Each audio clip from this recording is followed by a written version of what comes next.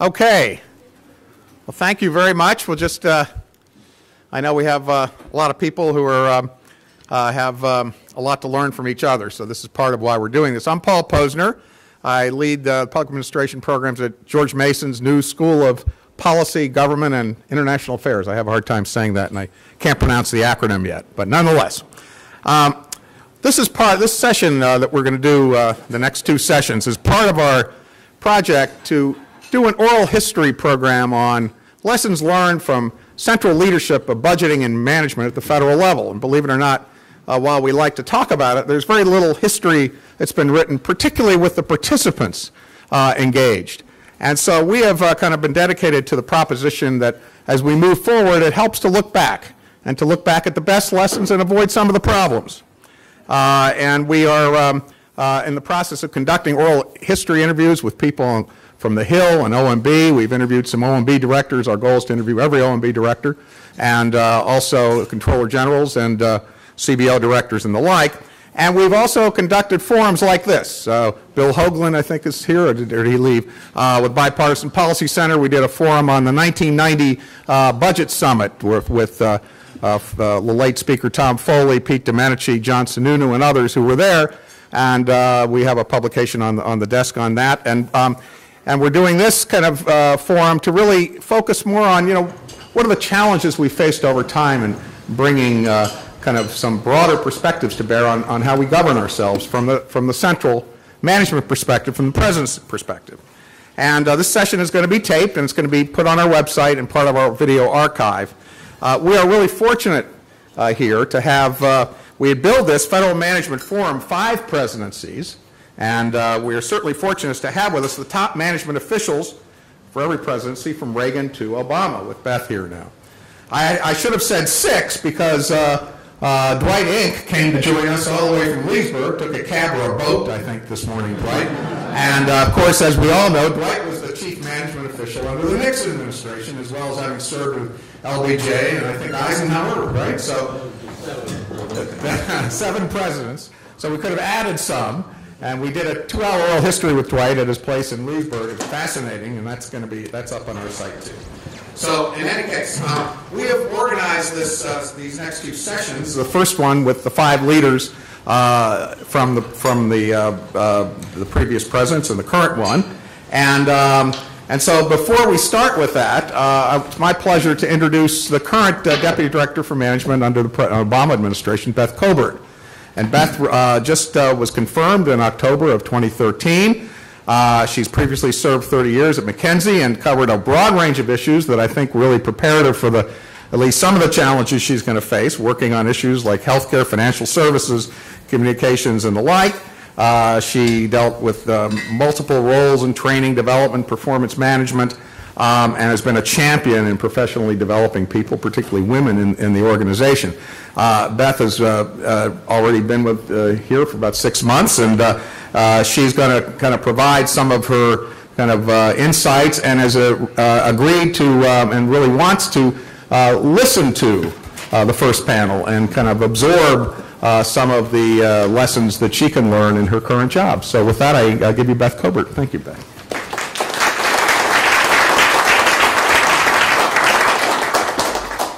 Well, thank you, Napa. Thank you, George Mason and Oliver Wyman, for organizing this forum. I'm truly honored to be here today with the distinguished panel of my fellow Deputy Directors for Management.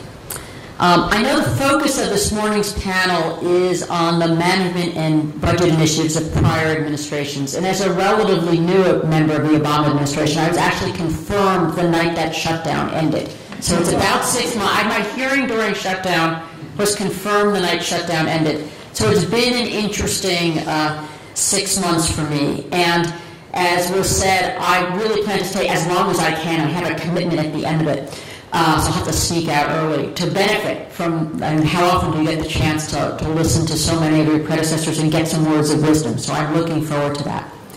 I thought I might spend just a couple minutes and describe how we're thinking about management, and we have, by the way, in the past tried to learn from our predecessors as well.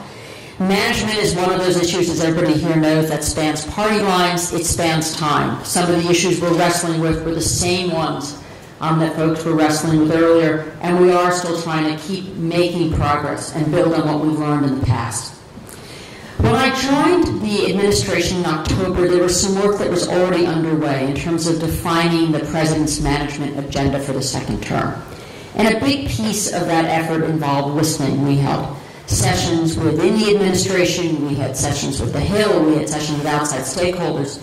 And importantly, an important part of that process for our team was reaching out to previous administrations to understand the efforts they had made and undertaken to help the management of the government work better. So we looked at a whole range of things, from management by objective to the Clinton-Gore National Performance Review to the Bush administration's management scorecard, and to state and local efforts like CompStat in New York City with Police Commissioner Bill Bratton, DC's CapStat, O'Malley's City-State Stat, and we looked at the UK delivery, and we looked at all of these things and said, what is it that we could take away from that?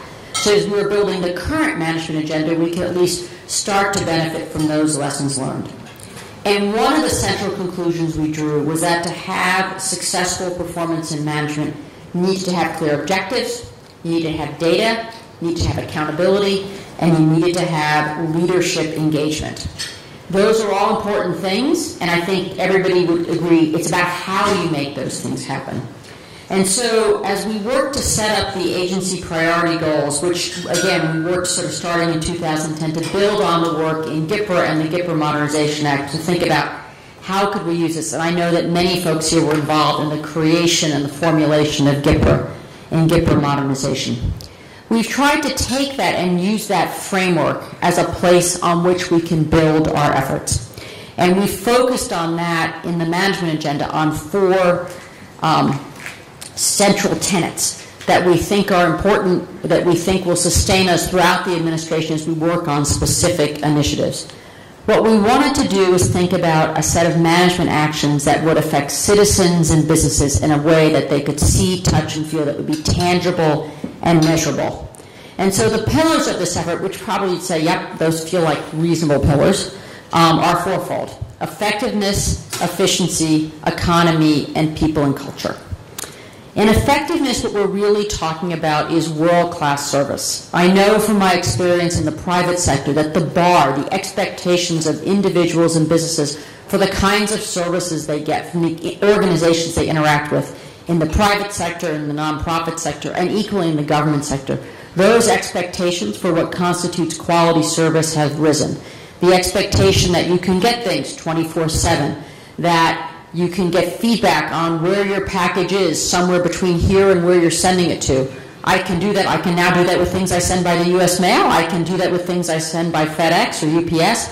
I expect that when I put something into a government process, I expect that kind of visibility. So how do we start putting a greater focus on customer service and raising that bar inside of government? There's a number of initiatives within that, whether there are work on what we're calling smarter IT delivery, because making that service happen in virtually every case involves systems in some way, shape, or form. It also involves things that are more process as opposed to IT systems intensive. A lot of the work we are doing on infrastructure permitting reform fits under this effectiveness pillar. Again, there's a set of complex processes. How do we get those to work better, to deliver faster delivery of projects to help stimulate the economy and get needed infrastructure in place, while at the same time delivering great environmental and community outcomes. So there's a big piece on effectiveness. There's another piece on efficiency, getting the right return on the taxpayers' dollars.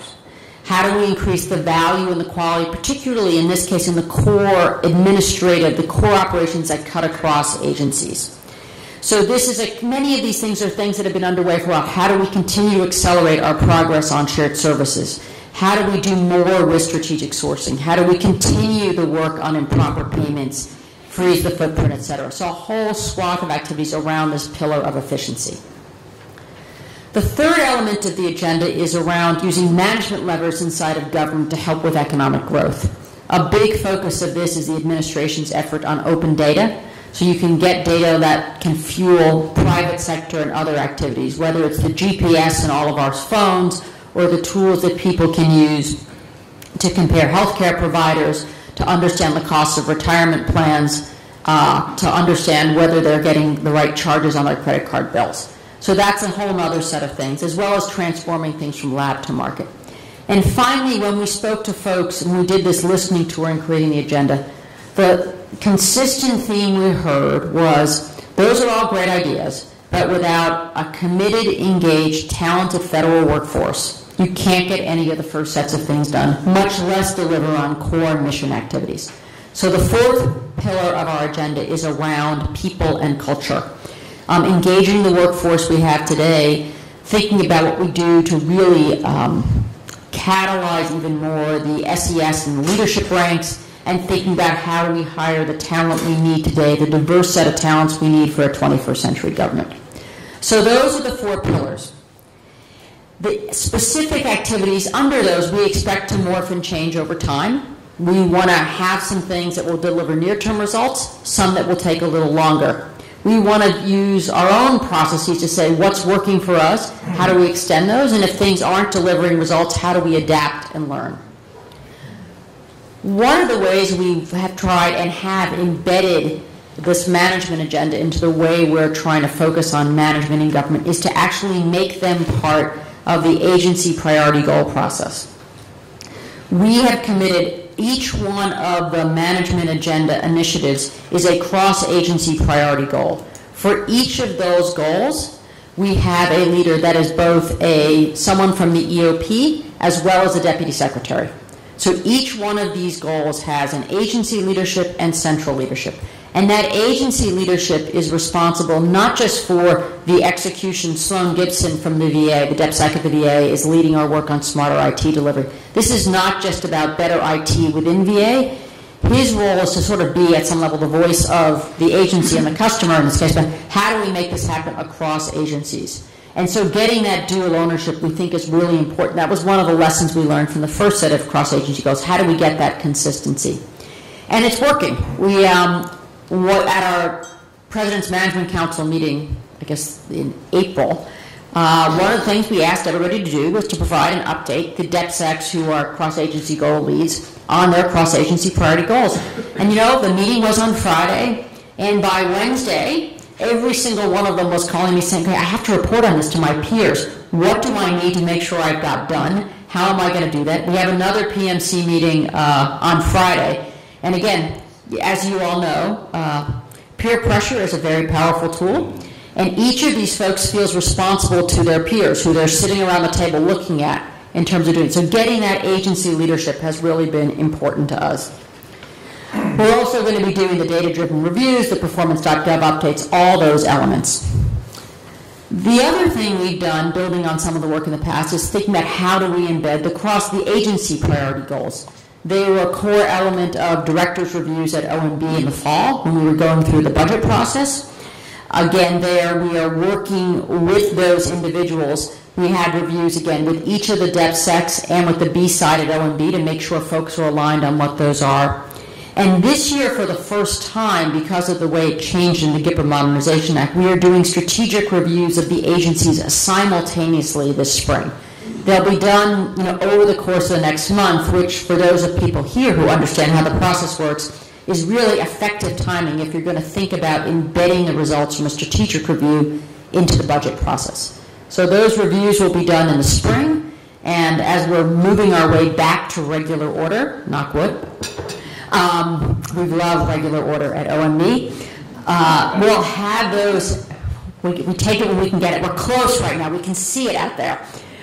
We'll be able to take those strategic reviews, the priorities that the agencies have identified, and then have a discussion and the dialogue about how does that fit with their FY16 budget planning. So we think getting all of them done at once is really helpful in terms of creating a performance discipline cycle that feels like it's government-wide. So that's where we are and where we're going. As I said, this is a living agenda, and for us, the process of listening continues. I am particularly glad to be here today to get to listen to folks who've had this role before. I've learned a tremendous amount in my 6 months since coming from the private sector. I've learned, first of all, that there are many more great things going on inside of government than you would have learned, that I would have learned sitting in California, reading the newspaper. And to me, one of the biggest challenges we have is how do we scale and replicate that? How do we take the things that are great and really accelerate those?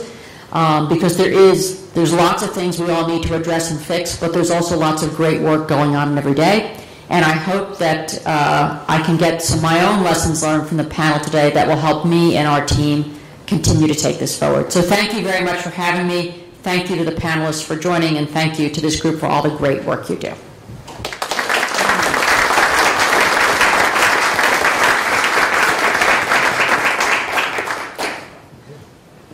Thank you very much, Beth. For the next, for our panel coming up, I wanted to acknowledge Jonathan Brule has been working with us on this, so with me, and as well Steve Redburn on this project.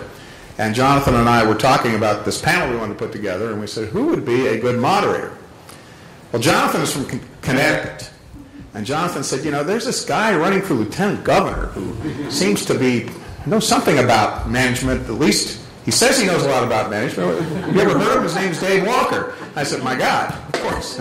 Well, we all know Dave Walker very well. I had the privilege of working with Dave, 10 years as Controller General, and not only a leader on fiscal issues, but also on government-wide management issues. And he really helped define human capital and procurement reform and performance reform among his many legacies before he left for the Peterson Commission and other work. So we're really pleased to have Dave be the moderator, and Dave's going to introduce the panel. All right. Thank you. Thank you. If I can have my fellow panelists come up front, I would appreciate it very much. And have a seat, and we'll get started. But while they're coming up, let me just kind of set the stage. This panel, I want to be able to not only hear from the past, but also to be able to talk about where we are now, where we need to go from here. To set this up, let me mention a few things.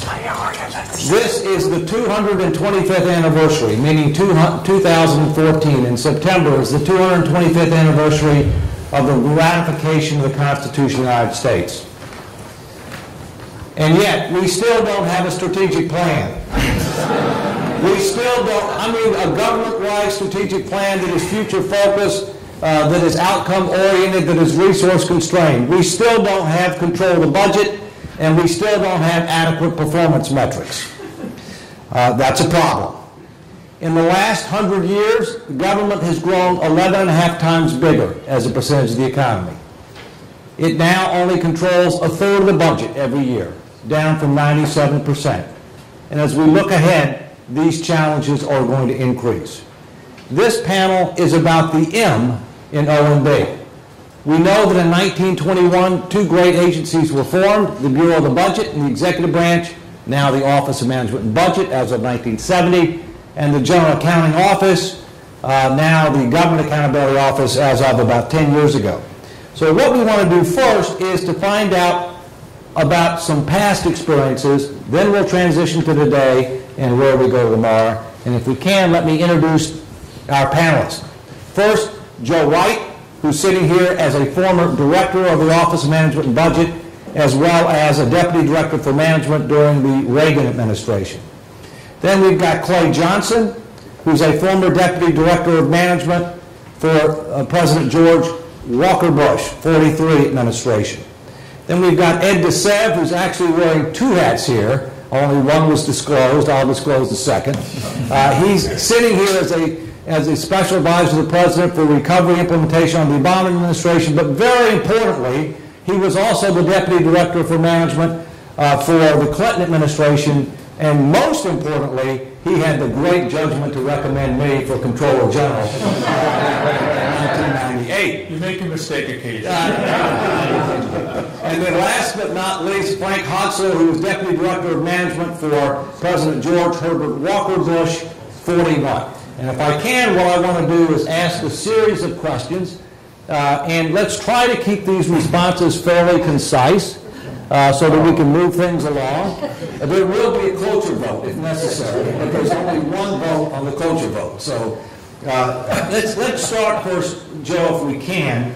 The first question I would have for each of you, so you can be thinking about this as we go down. On a 1 to 10 scale, What priority was management during your administration, and what role, if any, did the president or vice president play in the agenda? 1 being the lowest, 10 being the highest. That helps. Not on the curve. There's honesty here. I'd say pure management, maybe a 5. Okay. On pure management, but management has changed, and OMB has changed dramatically. For example, when I was there, you didn't have a deputy for management. That's right. That's right. You know, so, and that really happened when my successor came in the next year, Dick Darman. In the early, and also remember, we didn't have the internet. That's right. So as an agency head or somebody in an agency, and I can remember, I came in one time to Fred Malik, who was in the Nixon days, and he had the management kind of job. He was deputy. And he said, we're doing this MBO exercise, and I was Department of Agriculture at the time. And he said, and here's what we want to do. We wouldn't put in a scoring, system and have these performance. And so I said, Fred, what performance do you want? I'll give you any number you want.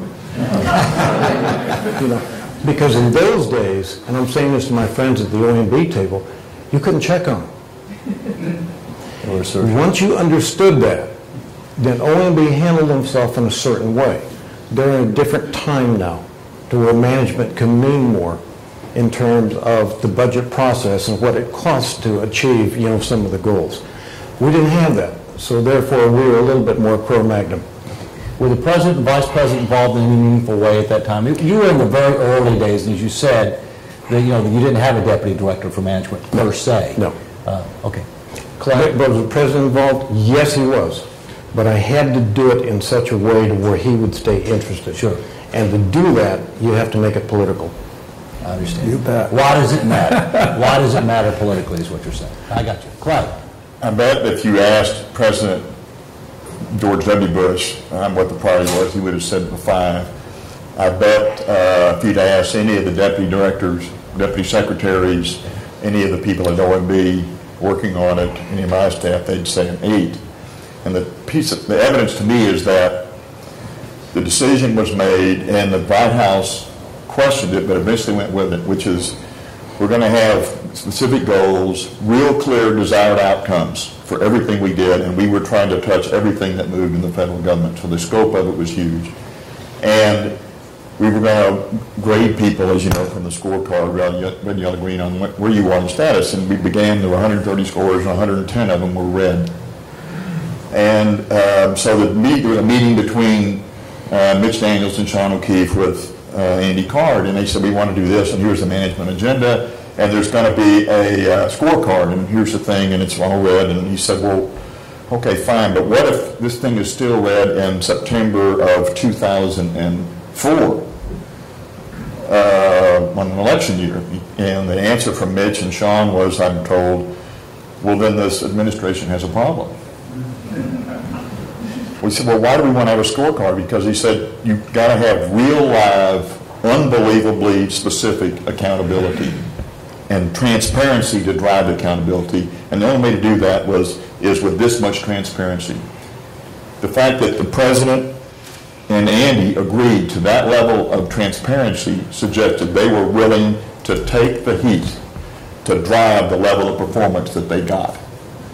And so I know that our view was this is very important. Was it as important as Middle East and that? No. But we operated, the key is how did we operate? We operated, and the deputy secretaries in particular operated as if it was really, really important. Because one of the reasons is that President Bush, he would ask cabinet members on occasion, I noticed the scorecard, you got a lot of reds over there. You might want to, why is that? I mean, you might want to talk to Clay. Clay, what's this red thing your president's talking about? So anyway, it was, I believe it was an 8. Well, one of the things that you did, to your credit, during the administration is while you started off with reds as to the current state, you also had a separate evaluation of what progress was being made. And I thought that was a very smart thing to do. Mitch and Sean gave birth to the management agenda. It was so well conceived. And the career staff worked with them to do it. It was really brilliant. And then Robert Shea and I and Dustin and others then raised the child. Sure. But it was the DNA was so strong that our expectations had to be high, because it was the kind of thing that was designed to work, Sure. or we were going to pay the price for it not working. You know, that was interesting. You had a director who was strongly in support. Yeah. Because I can remember when Mitch came in, you know, and I came in, I said, Mitch, I said, I got to tell you something. Focus on something that is going to last. Yeah. Because your political appointees are here for a couple of years. Your OMB turns over actually fairly quickly. You got to focus on something that is going to last. Now, you had a tracking system where you could really track on it, you know, on it. And I said, but let me tell you what's going to happen on the management agenda.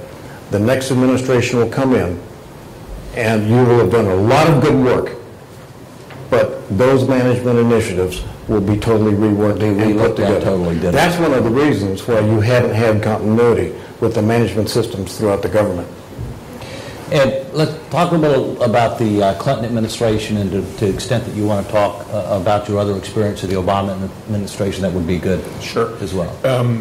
You want to look back at Jeannie's chart, the one that took you from here to there. We were in the infrastructure building business during the Clinton administration. If you look back, last night I stayed at the University Club up the block, and you have to be 21 years old to drink in the University Club. Well, GPRA will be 21 years old, I believe, this July. So GPRA, Beth talked about the President's Management Council. I was literally, for an unusual reason, at the first meeting of the President's Management Council. It didn't exist previously. Phil later created it along with John Koskinen and others. The CFO Council didn't exist. The CIO Council didn't exist. The Chief Procurement Officers Council didn't exist. So all of those pieces of infrastructure had to be built. And ultimately, they operated beautifully during the shutdown. We were able to reach out in the shutdown and easily communicate to the agencies, through the deputy secretaries, through the CFOs, about what people could come to work and who couldn't get paid. So the infrastructure was built during that time and then used. Was it perfect? No, it wasn't perfect infrastructure. It was relatively creaky and cranky. Cranky because nobody wanted to be measured. The first set of agency strategic plans, when they came in, I spent about, Jonathan Brule's laughing, he was with me. I spent about 2 weeks between Christmas and New Year's. It seemed like 2 weeks, it was only 1 week, going over each one carefully and giving them grades. I sent one grade back. This was never made public. I sent one grade back to a particular department. The deputy secretary came unhinged. How could you give me an F? I said, come on over and I'll explain it to you. So we put the infrastructure in place. I can only say good things about what Clay did and about what Beth's doing, but we had to be in that kind of that second stage along the way to enable the third and ultimately the fourth stages to go forward. I was in NASA Marshall in Huntsville, where it is rocket science. And I did a very scary thing last week. I took them through their own strategic plan, their own performance plan, and they also have a process guide, because they're engineers, for how to do measurement and management. And many of them were at a grade of 12 or 13 where they hadn't seen it. They knew a little bit about it, but they knew what their own specific goal for their organization was, and they could see how it related all the way up. NASA has done a beautiful job, and it's used. I didn't know that it was going to be useful or used. It was useful, it was used. I didn't have anything to do with that, but we were down in the boiler room building the infrastructure along the way. And obviously, Vice President Gore was involved in the Reinventing Government effort or whatever. Yeah, the National Performance Review, otherwise known as the National Partnership for Reinventing Government, really focused many of the agencies on very specific things. For example, the IRS, Student Financial Assistance, FAA have terms, and others have term limits now, so that their administrators can carry over. There can be a continuity along the way. That came from NPR. And there are other people here, Tina's here, who were part of that process. I don't see John Kaminsky, but who were part of that process. That was another element of infrastructure where you could look at customer satisfaction and you could talk about the customer almost for the first time. I don't mean, Joe, that you didn't think about the customer, but we were out there kind of saying, we want to hear from our customers. So it was a big deal. But this is a good example, though, because when Mitch came in, after you guys left, I can remember being in that first group, and Mark Foreman was over there. Remember he came in? Yep. And on one part of the NPR that you had was the egov.gov. Right. And it was on fairly early stages, but I mean, it was so important to get that started. I mean, it really was. There was actually serious discussion about cutting it off and sending it to GSA. And I remember going through that and said, wait. But they didn't do that. You can't do that. Right. No, you can't. And then, you know, you guys did a hell of a job in terms of really expanding it. You really did. Absolutely. But there's always a risk that whoever's going to come in next, like the NPR was looked upon as a political thing as part of the campaign. So therefore, it must be bad. That's what OMB has to fight against to keep making the progress you're talking about. Frank, what about Bush 41? Well, I think I'd give Bush 41 a 7 to 8. And I hate to disagree with you, Ed, but we had a President's Management Council and CFO's Council and all the rest in the Bush administration as well. How effective they were, you could argue about, but they did exist as a matter of infrastructure. In terms of the president, that we wouldn't have had. I'm going to add a little bit of budget in here as well as management. We wouldn't have had the Budget Enforcement Act of 1990 without President Bush, and we wouldn't have had the CFO Act of 1990. These both came at the same time, without primarily Dick Darman, but also President Bush. Darman gave me a whole bunch of additional FTEs and resources. We created a high-risk list, and then I worked with Chuck Bauscher and became the GAO list. The high-risk list wasn't continued in other administrations. Deputy secretaries became the chief management officers. They were on the President's Management Council, so we had budget and policy support for the inspectors general. That was extremely important, I think. That happened in other administrations too. I don't want to suggest that it didn't.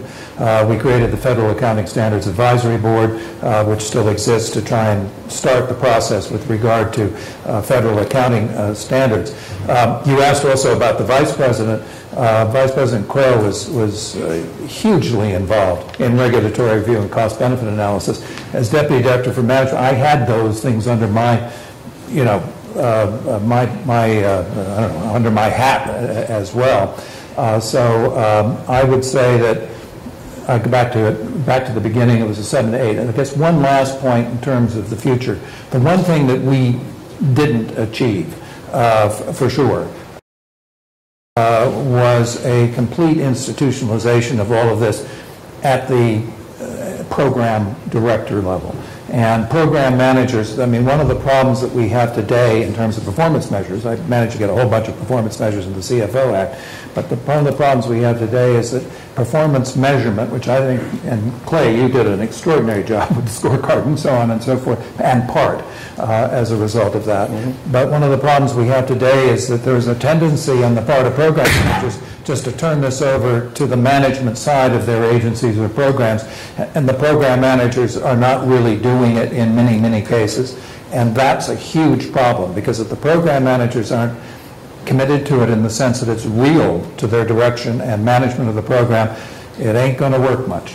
So. Well, I think you've kind of helped us transition to the next question that I would have for people, and that is, we've talked a little bit about some of the accomplishments, and for the record, President Bush 41 is going to get the Profile and Courage Award. He's about ready to turn 90, so there's a lot that was accomplished there that I appreciate you mentioning. What's the biggest disappointment? You kind of touched on that already, Frank. So let's go back if we can.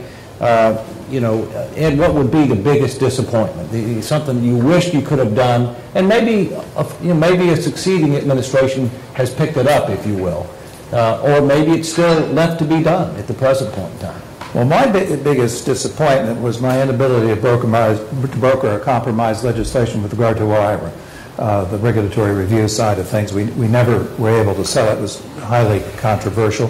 We also had 23 of our 106 OMB high-risk areas remain totally not totally but largely unaddressed. There's some little bits and pieces here, like the appointment of the wrong guy to do the student loan reform. And then, to give you a sense of, this gets back to information technology, one of the big information management things that I had on my plate was IRS tax system modernization.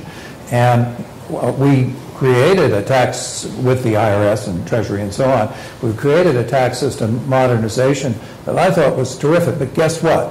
What it did was, in trying to get to the gray area of the uncollected taxes, it led to the abuses of hounding of taxpayers, which caused bringing in a new IRS commissioner in the Clinton administration to straighten that out. So you never know when you start with something, you know, how it might just unintended consequences. Right? Yeah. And what about the Clinton administration? Is there anything in particular that you wish you had been able to accomplish that may or may not have been picked up by?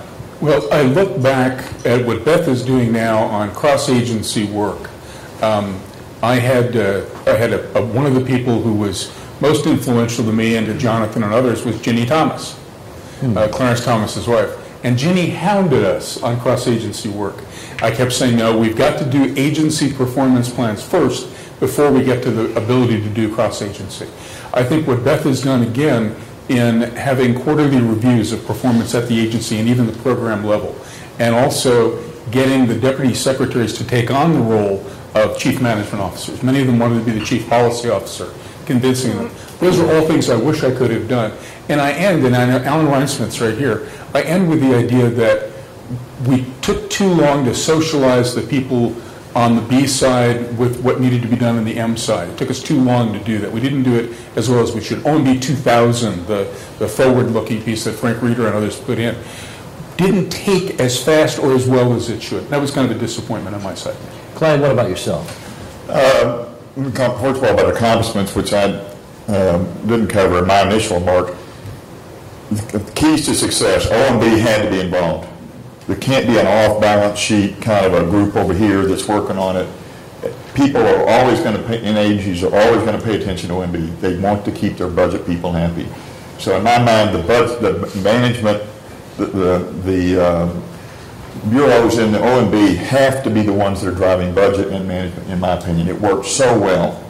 And figure out what the staffing needs to be and so forth. But it can't be, there's the budget group and then there's the management group. They have to be looked at the same.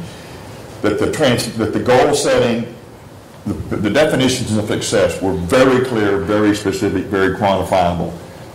That was so important to the success we had. The accountability was very clear and it was rated. Management was, of all the projects, all the things that were being funded was being evaluated. And the transparency was as strong as probably it's ever been in the federal government on anything, in my opinion. Mm-hmm. On the things that I regret is that I was really naive yet again. I have no political savvy or instinct, none, and I demonstrated it in return. The last time I demonstrated that was at the end of the Bush administration, and I had reporters asking, well, are you concerned about whether your things you've done are going to live on? I said, I have no concern whatsoever. I said, what? What do you mean no concern? Because I'm an idiot.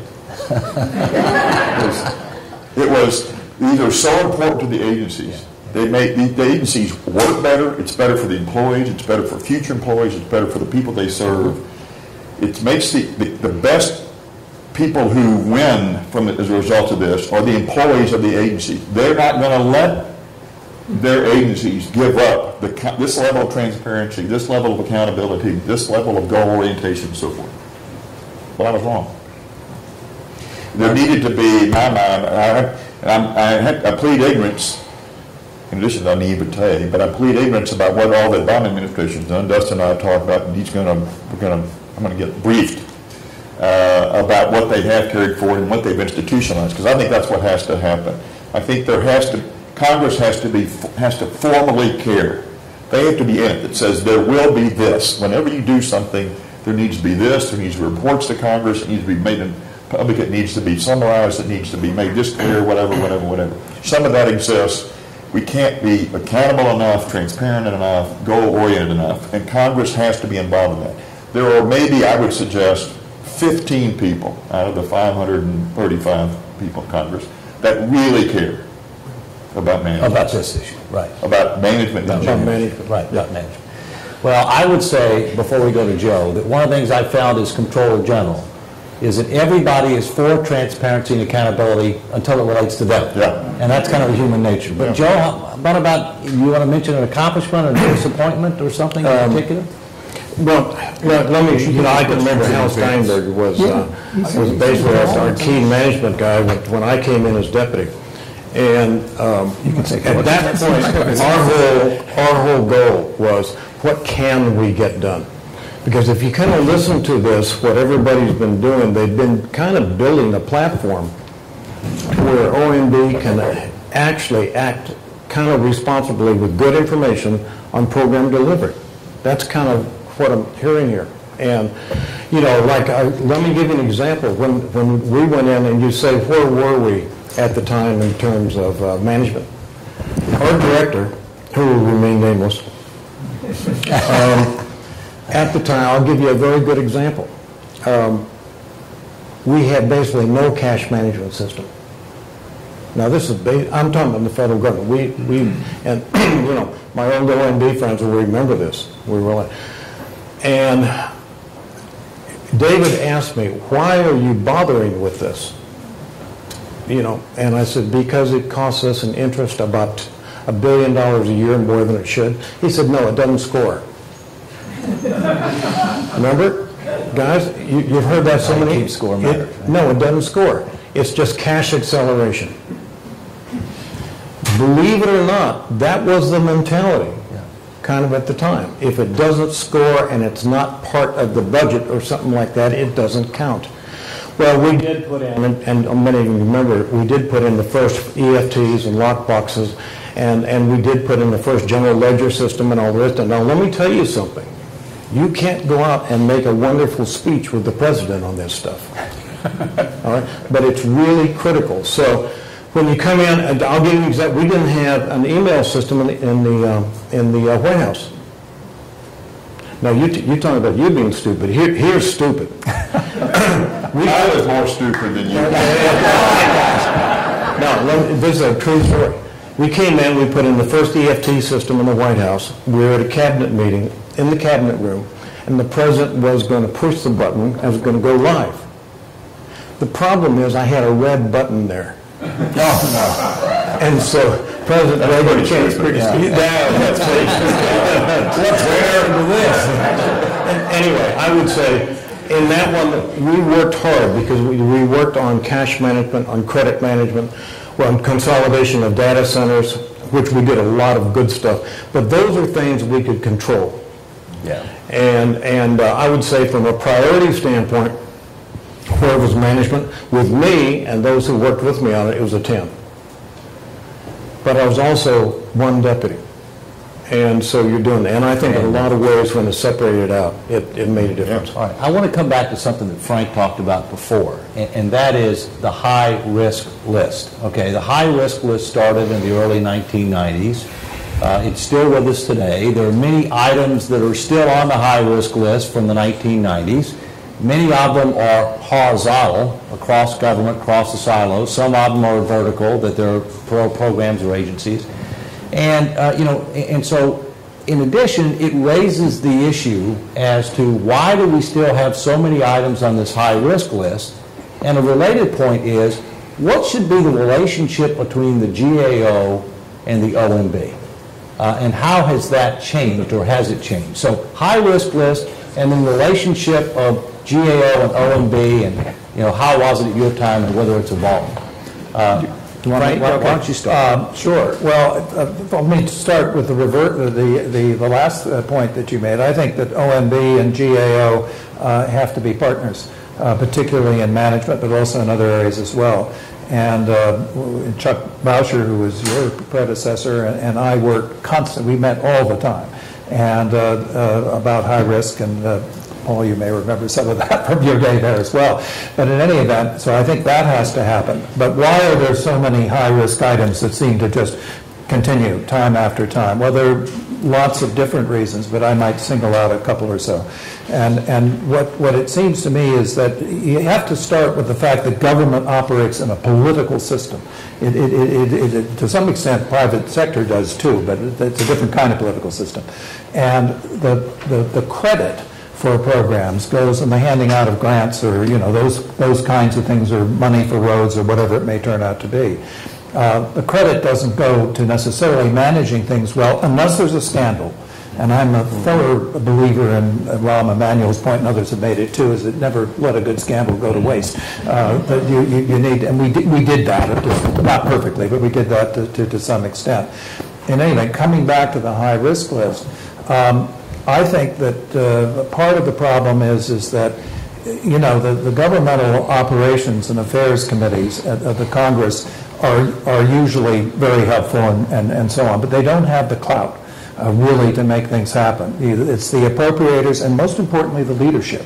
And in order to get the leadership, just like getting a president's attention, but the leadership of the Congress and the appropriators' attention, you have to pick a few issues where the stars are right. You can't just go out across the board, and you have to think of what is causing each of those leaders or appropriators or whoever they turn out to be, what it matters to them in terms of their reelection.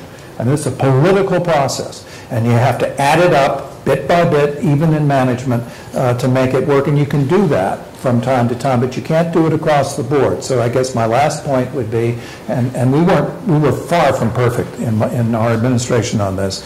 You have to pick a few items as your point leaders that can have an impact on other items. Ed, what about your perspective? I was one of the riskies, if that's the right expression. I got a call from Gene Dodaro. Gene was, I think, in Chris Mims' job at the time. He hadn't even been in the deputy yet.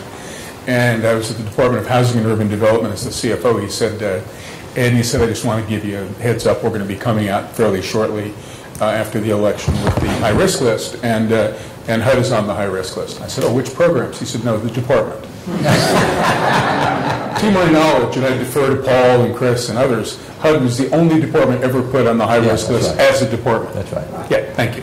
HUD is now, due to the work of a whole lot of people, and I won't mention, there are too many to mention them, has gotten itself off. We had 32 material weaknesses associated with our financial statement when I came there, and I got a few of them off, and others worked through the whole list. One of the reasons I think it's there, and this would go back to HUD in the 80s and 90s when Arlen Adams, Judge Arlen Adams in Philadelphia was routinely indicting senior HUD officials. I would go back to the fact that, and Tom Stanton should stand up and hold his copies of his new book up on risk management in the federal government. We do not have a culture of risk management in the federal government. We don't have a culture. It's not there. I talked to Beth about it. I've talked to Gene Dodaro about it yesterday, talked to Chris about it, talked to some folks at GAO about it. I think we need to think about which agencies really need to have that in place. And I'm sorry that Ned isn't here. Ned Holland and I talked about it as well. There was no risk assessment for the Affordable Care Act. It didn't exist. If we were a company taking on that kind of work, or even a government agency like NASA, we would have put in place a very fulsome process for assessing the risks from beginning to end, from the shop floor to the top floor in the Affordable Care Act. We do not have that embedded in our culture. Everyone should go buy a copy of Tom's book. I don't get a royalty. I also did a paper that just came out last week along with Suresh Kumar and others from Oliver Wyman. It's on the back table about the need to start implementing these programs. NASA does it beautifully. Again, I was down in Alabama, and the 12s and the 13s all understood the nature of the risk management process and how it had to all go to the Center Council. And after the Center Council looked at it, this is from initiating a project to putting an IT system in place to testing a product. It has various components, and it's very good. Now, you may say, well, they should have had it earlier. Fine, but they have it now. And so the culture of risk has to change. Dave, I think the relationship between GAO and OMB needs to be essentially working together very, very closely. You're the watchdog, and we've got to remember that you're the watchdog, and we can't tell you things that aren't true or tell you how to do your job, but we have to respect the analytics that you have. You have a lot of people watching what's going on, and if we spent more time, I'm sorry, I don't know who's here from Commerce, on worrying about weather satellites or IRS modernization and the recommendations that GAO put in place. One of the recommendations they put in place recently that has been implemented was matching credit card data with IRS tax data for small businesses. More than $800 million has been saved, according to the folks who do that in the first year, on that one recommendation alone. So we need to pay attention and work closely. Clay, what are your thoughts? Well, one thought, I've got to change my bio because it says on my bio that our administration was solely responsible for HUD coming off the high-risk list. I'm sure that down by a little bit. Hey, listen, I said many fathers. Yeah. Many fathers. As many fathers or parents, defeat is an orphan. Yeah. No, I don't disagree with you at all. You guys did a great job along the way bringing it up. We started a little trail, and you made it a big superhighway. God bless you. That was pretty good. Very good, very diplomatic. He is. He's right. He's in the hunt for an ambassadorship somewhere. Yeah, that's what. Ukraine. East or west? I remember sitting in Andy Card's office, and we said we got the high-risk list, and we're going to tackle some of these things. And Andy's comment was, which I bet was pretty typical of the leadership, Monarch's leadership for previous administrations, was, well, wait a minute, the GAO list, the high-risk list, that's a GAO's thing. Our thing is the president's management agenda. So, well, wait a minute. Yes, but our thing is we want the government to work better. These things don't work. I mean, there's nobody questioning that these are high risk. And our management agenda overlaps here. So we can't pretend like these things aren't real. They're real. And we can fix them. We can fix a lot of these things. And so he said, well, okay. And so anyway, initially the response was, once one thing to deal with, who owns this thing? It points out to me there's no accountability for getting those items off. It's not clear what the desired outcome is, who's accountable, and what's the transparency that's driving the performance relative to accountability. It's the old big three. And so it's a list, but who's supposed to be working on this? Well, I thought you were, boom. There needs to be, if Congress, maybe it's naive, as being the formalizer of who's accountable. And somebody can't report to GAO about how we're doing it's not the administration's responsibility to report to GAO about what the status of things is, but maybe it's Congress' responsibility to say, here's whatever the high-risk list is, the administration has to have a plan, and any new administration inherits that plan, inherits that definition of success. And if they want to change the definition of success and change the plan, they can, but they have to submit it to Congress and be blessed and so forth. It has to be mutually agreeable, and if the administration doesn't, if GA don't agree with the redefinition, then they can, whatever. But there is just nobody responsible for it. It's a perfect example of, who's responsible for working on these things that I'm supposed to report on? I didn't realize it was my job to make the agency work better. What? It has to be clear who's accountable, that's really transparent when things aren't working right, and all driving that is a clear definition of what's the desired outcome. Well, I would respectfully suggest there was a lot of overlap between the president's management agenda and the high-risk list. There was tremendous visibility. One thing I recall in particular is when I was Comptroller General, I don't think GAO is still doing this, and quite frankly, I'm very disappointed that they're not still doing it, is, to the extent they aren't, I don't think they are, is we actually added an asterisk on the high-risk list to the items that were on the high-risk list where Congress was part of the problem and Congress needed to be part of the solution, meaning that legislation was necessary to solve the problem. The first one we did that was the Postal Service's finances and operational efficiency, and I actually got a call from the Postmaster General thanking me for putting them on the high-risk list because acknowledging it wasn't just an executive branch issue. But we'll come back to legislation in a minute.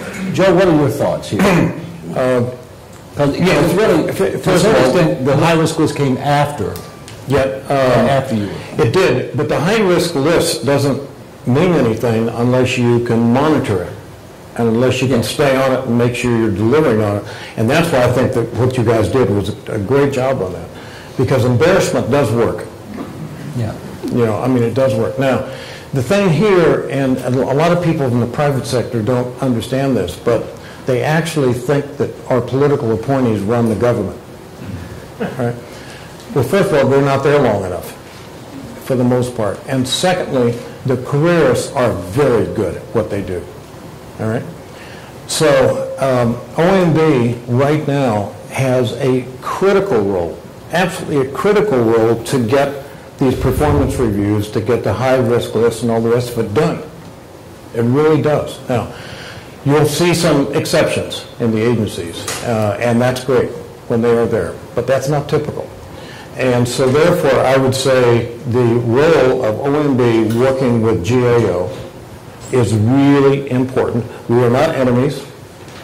We shouldn't be at all. You've got your job, we've got our job, all right? But I can remember going to hearings, guys, actually, when it was a series on government affairs as to whether or not OMB should be disbanded because we were too powerful. And I thought it was a great idea because I had to go make money. And and I said, that's fine, you can do that, but then who is going to basically oversee the performance of the government? All right, now, that's critical. But also something which I don't think is being used as well as it could be is what's called the PCIE, that's the Inspector General. Now, we worked with them closely. Let me tell you something, President Reagan met with them every year. I met with them every 2 weeks. You've got a huge source of auditing power out there to be used and not misused. Okay? That takes a lot of time to do that. The GAO and the management reviews that Chuck Barger and I got started, and again, these were really early stage stuff, all right? But it set up, like you said, it started a little path going, you know, where we can start going to it. But OMB's role, let me tell you something. OMB is much kinder and gentler than we were, you know, to use a phrase. There are times when on something as stupid as closing a data center, you know, where I called up the secretary and said, I'm not apportioning the funds for the Office of the Secretary this month. I did that a couple of times. You guys remember that. Yeah. And at that stage, we were having discussions because you just couldn't get anything done. And you know, that again, a lot of what we had to do was we really had to do all of that work to get started, to have the systems in place, you know, to be able to measure what you're really doing, and then you guys coming in and putting in the program tracking. But you wouldn't have been able to do that before. Mm-hmm. All right? And all I can say is OMB plays such a critical role in making sure that this government does operate as well as we can. And we get very little support from the Congress. Very little support. That's a great transition, okay? What do you see? Now, let's talk about where we are today and looking forward. A lot has been accomplished, you know, building on each other's work over the years, if you will. Where we are today, looking forward, what do you see as the one or two largest challenges that have to be addressed in the management area? And to what extent does Congress have to do things in order to be able to effectively address those challenges? In other words, you can't just get it done through executive branch action because there actually needs to be more involvement by the Congress, or there needs to be legislative action by the Congress dealing with one or two critical areas. Charlie, if it's okay, I'll start with you. No, sure. Listen, I tell you, this administration, when they first came out with the IT upgrades, data center consolidation, moving toward the priority towards the cloud, you know, working on the cyber, great stuff. I mean, it really was good stuff. I think what's coming out right now in the cross-agency program reviews is really good stuff. The problem that you've got, and I asked over and over again, for both government affairs and government ops, you know, do reviews with us. Bring in a cabinet officer with us in terms of the performance reviews and all the rest of it. Now, I know they've got a lot of other things going on up there, but I can't recall that ever happening unless, Frank, as you said, there was an embarrassment, unless there was a disaster and they could get press out of it. And so, therefore, I would say, you know, if you can just go and have the continuity, which is what is being done, right, there's some really good stuff being done out of OMB right now, and GAO is supporting them. I think it's great. Just continuity to the next administration will be so important. It really will. If they just drop it and say, wait a minute, that was Obama's agenda, we're not going to do this anymore, you know, like what you're talking about, we'll have lost time again. But what I hear you also saying is that the Congress needs to be, or appropriate people in Congress, need to be more actively engaged as the process is going on, rather than after the reports are issued in a reactive posture, in a more integrated fashion. This is not just the executive branch responsibility. They are the board of directors. And they ought to act like it. Clay, what are your thoughts? Well, I don't know the best way to craft legislation, because the naivete I talked about, but I think through Congress, the goals can be formalized, institutionalized, and then in some process by which if they need to be modified, they will almost always have to be modified for whatever reason. But the process by which that happens, so that when administration comes in and says, here's what you just bought into. This was your goal to make this agency work like this agency work like that, or better. You can make it work better than this. But right now, this is what this agency, this program, this IT thing is working to accomplish. You don't start off at zero. You start off formally with what had been agreed to by Congress and by the leadership of the previous administration. Then if you have a better idea, even better idea, then you build on that. So I don't know how to accomplish that, but the goal not varying from agency, from administration to administration, and then accountability being clear and the transparency being really clear.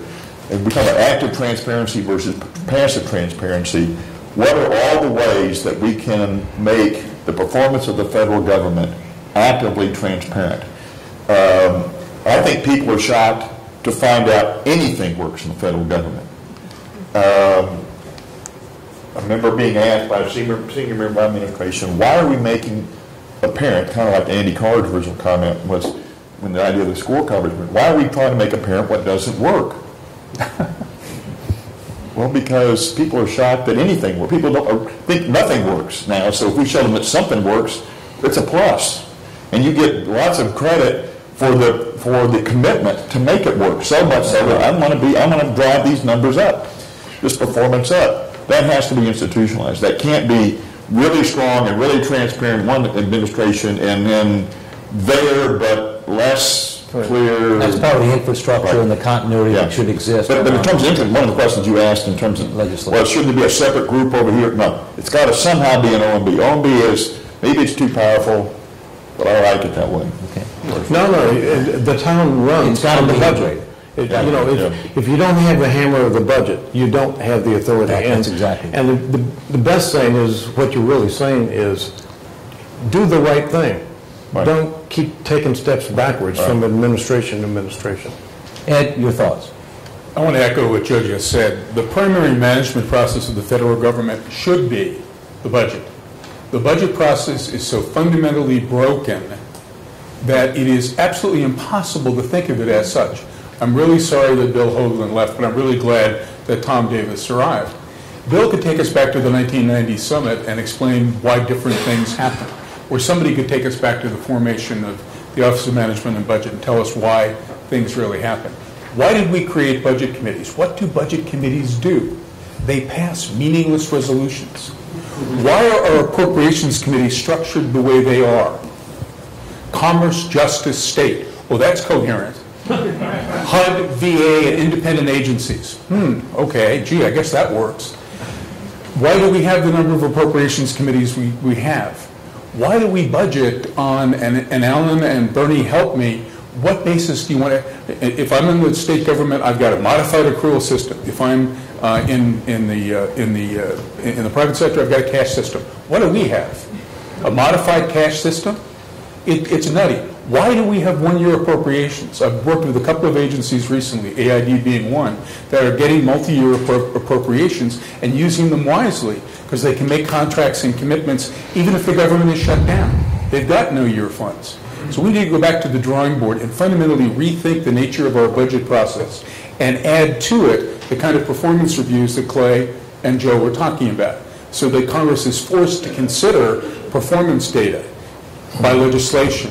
They can't just, the appropriators can't cook up the way they want to see the budget come to them, which is what they can do now. Agencies have to prepare at least 3 different budgets a year. One for the president, one for their appropriators, and then some real budget after things get passed that reflect the craziness that Congress put in place. I apologize It's a widely held view, but we have to connect resources and results in the budget process, which is the most meaningful management process we have, by legislation. And as you probably know, Ed, in my 62 years of life, Congress has only passed a timely budget and appropriations bills by the beginning of the fiscal year 4 times. But also, the content of the bills is not basically results-oriented. Correct. No, It is no. front-end, Activity. just put this money out, and by the way, sometime we'll find out what you did with it. But before we go to Frank, I think one of the failures that has to be addressed is when you have a spending program, when you have a tax preference, when you have something that is passed by the Congress, there ought to be a goal. What are we trying to accomplish? Right. How do we measure success so that we can understand over time whether what's working, what's not working, what should we do more of, what should we be less of, what should we kill, what should we consolidate? In the absence of that, all you can do is spend more money, give a new tax preference, issue a new regulation, create a new agency, anoint a new czar, and that's part of our problem. But Frank, go ahead. Well, I would associate myself with his remarks. No, I think Dave is exactly right, and so are you about transparency and results and budget and so on. I'm going to come from a slightly different tack. I think that it would be great, for example, you have the government transformation group that you're chair of, if I understand, and there's bills been introduced in both the House and the Senate with very little chance, at least as I read it, of passage as such. So I'm wondering, I want to work with the Congress. I think we need to do everything we can, particularly with the substantive committees. But I've got a different kind of suggestion. It's a little different. I would make program managers promotions, and I'm talking about the career people here, and maybe if you could do it with the assistant secretaries, that would be okay as well. Make their promotions and bonus dependent on performance. That's not the way it is now. I'll give you an example. We had SWAT teams. No, it's supposed to be that way by law. Mm-hmm. It is? For the SES. For the SES. For the SES, Yes. okay, all right. Well, then I stand corrected on that, Clay. But let me give you an example from one of our SWAT teams when I was at OMB. We went into USAID because the Inspector General there had been raising all kinds of hell about the way that USAID was operating. And what became clear in the process is I used to be a Foreign Service officer today, among other things, that the Foreign Service officers in the USAID cone of things were getting judged for their promotions on what they had done while they were in the post, not on the results of what the assistance that we gave to the country was in fact doing. I mean, you know, if you were an investor with a private sector company, you would surely want to know whether there were profits being made into the future. And so I would come back to, and this could be done maybe administrative, may require legislation, I don't know, but making their promotions and bonuses dependent on performance, I think would be a good thing. But what is performance? I want to ask that question and then take a stab at it. If you look at most of I've done a lot of consulting work since I left government, mostly in performance measurement.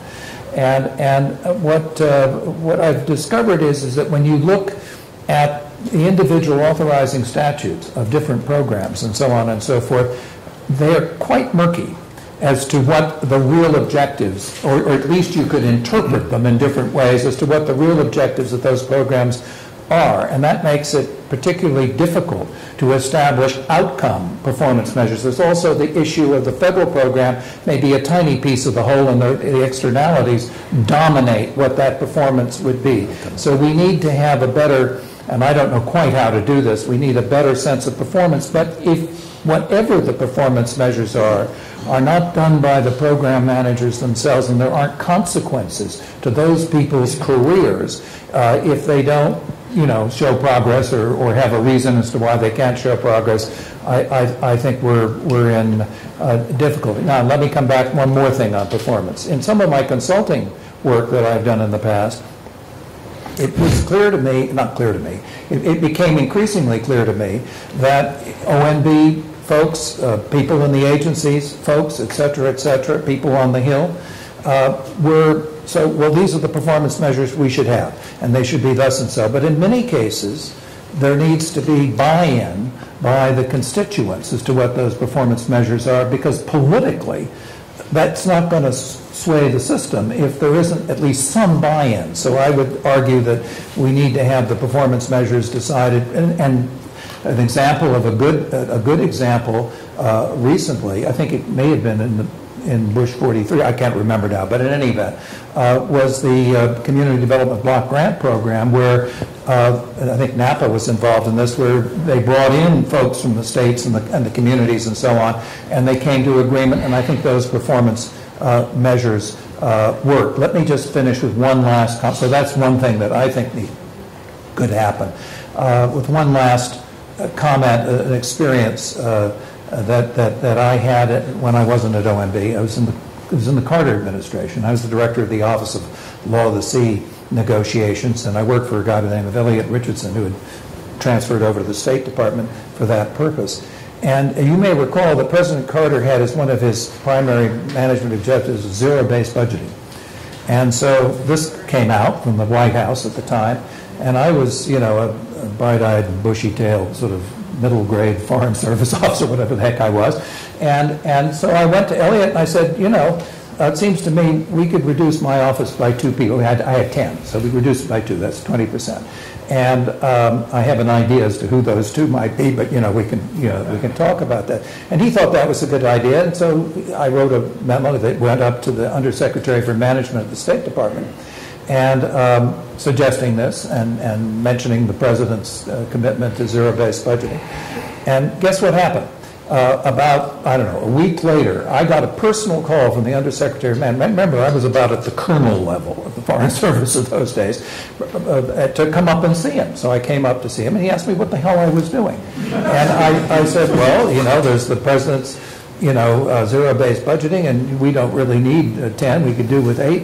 It's a very small issue. And he looked at me, and this is a political appointee in the Carter administration. He looked at me and said, Hodsell, we're not doing zero-based budgeting at the State Department. Don't ever do this again. Yes, sir.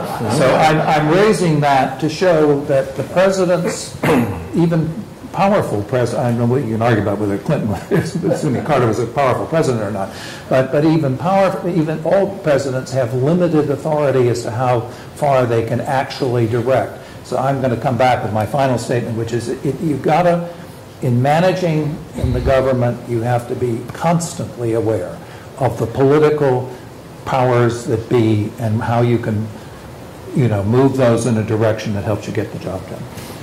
Okay, I'm going to say let's go ahead 1 minute each on final thoughts on if there's one thing you want to leave with this audience, a kernel of wisdom. But what I heard you say, Frank, is you've got to have outcomes and you've got to link those outcomes with performance metrics, institutionally, unit, and individual. And I would agree with that. Ed? The other hat that I was given this morning was heading the American Recovery and Reinvestment Act. The most helpful thing to me in ARRA, other than the President's support and the Vice President's support, was in the legislation there were 5 specific goals. Create jobs, help those most impacted, improve traditional infrastructure, innovate in infrastructure in other ways, and finally make sure that states' budget problems don't overwhelm them. Those were written into the legislation. I could relate every dollar we had to one of those objectives. I could track the dollars against those objectives. I could ask the agencies to put in place metrics around those, and I could demonstrate at the end of the day how we were successful or not successful. And we got people's attention. So legislation should include at least a broad statement, if not a specific statement, of the goals that are intended, so those then can be metricized. There's a bad word, Frank. Those can be metricized and made operational along the way. Thank you. Clay?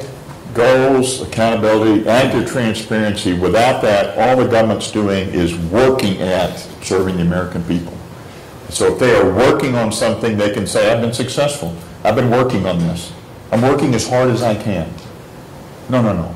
That's not good enough. Outcomes. Goals, outcomes. And performance measures are not the same thing as goals. Performance measures are the metrics you use to define performance, but you got to set a goal, performance goal. Oh, absolutely. And the key is that the transparency has to be no kidding, active, real honest to goodness when let's tell the American people what's working and not, and what progress we're making and not, to make this thing worthy of the money that we are taking from them to serve them.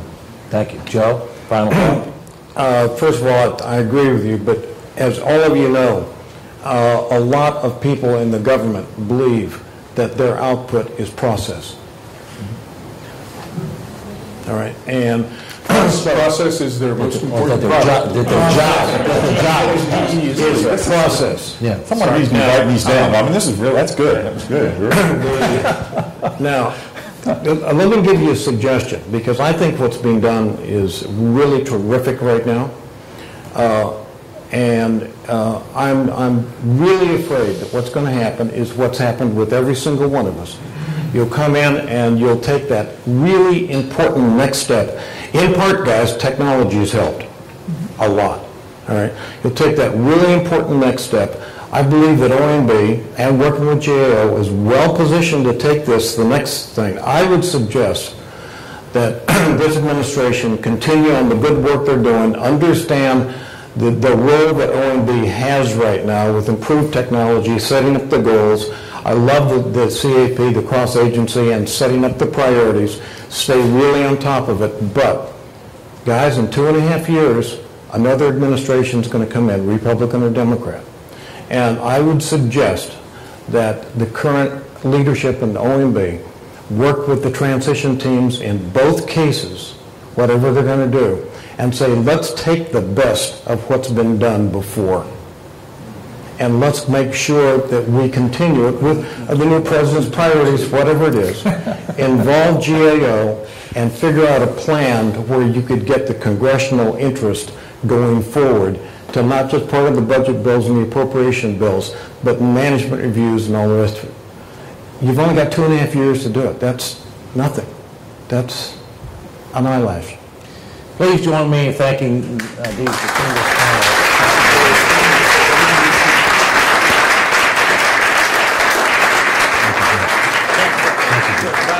By the way, guys, one last thing. David is going to be running for election in Connecticut, so let's wish him Good luck on this one.